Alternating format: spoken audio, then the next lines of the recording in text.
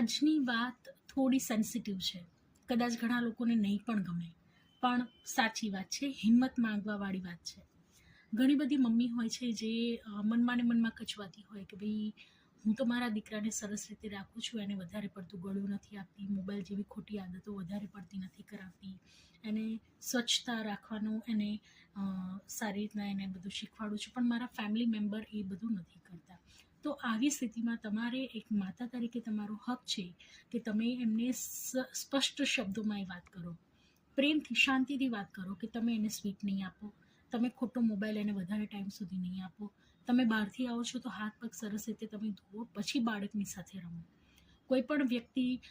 બાળકની માટે એટલો સેફ ન હોય, કોઈ પણ રીતે એને નુકસાન થઈ શકતું હોય, એની હેલ્થને નુકસાન થઈ શકતું હોય, એના સંસ્કારોમાં કંઈક ખોટું આવતું હોય, તો એક માતા તરીકે તમારો હંમેશા હક છે ને કોઈ તમને નથી રોકી શકતું કે